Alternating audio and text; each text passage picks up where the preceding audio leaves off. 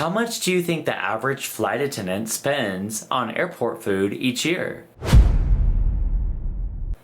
How much do you think a flight attendant like me spends on airport food each year? You know, someone who barely packs a cheese stick and always eats airport food?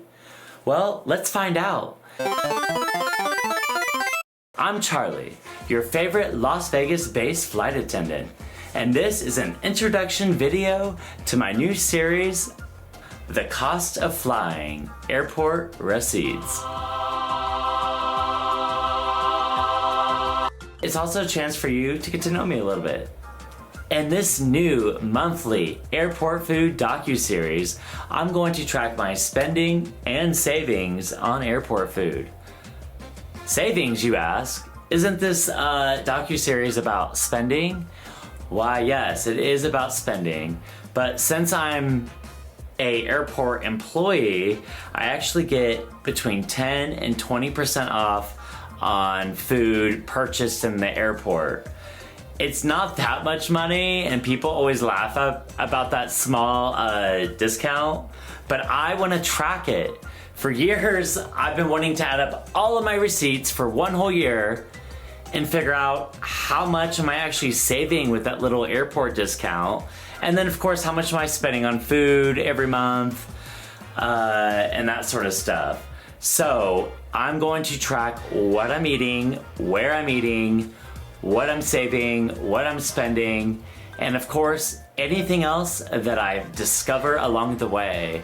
So join me on this new docuseries called The Cost of Flying, Airport Receipts.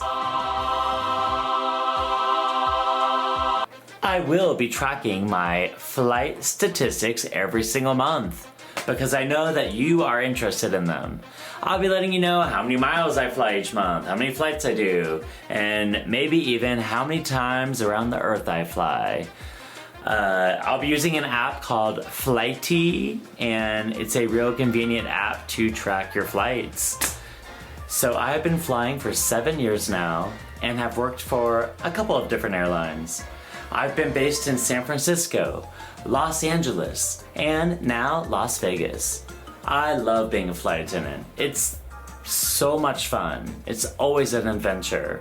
But like any other job, it does have its ups and downs, especially when you first start. There's a lot of challenges you have to overcome. It's a total lifestyle change. You have to get used to things like being away from your family, falling asleep in different time zones, and surviving on that first year pay, really no matter what airline you get hired with, is hard. But the good news is that all this stuff gets better in time and very quickly. You will learn how to pack better than you ever have in a very short amount of time. You'll figure out a hotel routine so you can fall asleep quicker. But there's one thing in my experience that has always been hard and has never gotten better after all these years. And that is finding food. Yeah, that's right. It's finding food on the road. It's packing food. It's buying food. It's eating it at the hotels. You know, sometimes restaurants are open, sometimes they're not. And you know, after 7 years of flying, I still find that to be my biggest challenge. There's basically 3 ways you can eat food as a flight attendant when you're on the road. Number 1, you can meal prep. Number 2, you can buy airport food. Or number 3, you can try to eat nothing all day and make it to the hotel and then buy hotel food. But I don't recommend that because you might pass out. Meal prepping is a lot of work. You have to plan a lot. You have to pack a lot. You have to think about where you're gonna get ice for your food if you're bringing stuff that requires refrigeration. I can't really say that word. But if your stuff needs to be cold, you gotta think about where you're gonna refreeze your ice packs. All the hotels have fridges, so you can put your food in there at night.